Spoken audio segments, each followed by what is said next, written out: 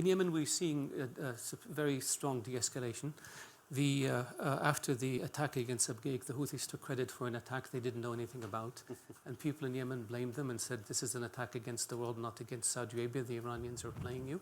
The Houthis announced the suspension of ballistic missile attacks against Saudi Arabia. So we had that track. We have the other track where we had a division between the southern secessionists and the transition council and the legitimate government.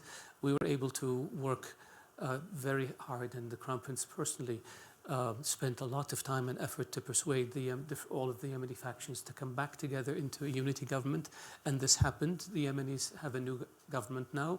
The new government is moving to Aden. We are working with the Yemenis on their security forces and counter-terrorism efforts, and we are working very closely with Martin Griffith in order to move towards a comprehensive political settlements. As a consequence of the lack of attacks against Saudi Arabia, there has been a very, very substantial decrease in military operations in Yemen. As a confidence-building measure, the Houthis asked us to do things for them at the port of Hodeidah, which we did, and that generated more goodwill. We're working on allowing medical flights to leave Sana'a airport as another goodwill gesture.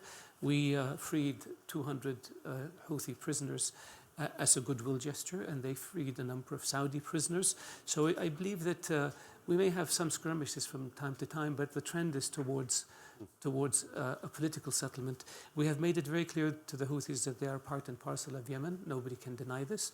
We have made it very clear to them that they have a role to play in the future of Yemen, but they cannot have a monopoly, and they cannot have a militia outside the scope of the government. There will be no Hezbollah in Yemen.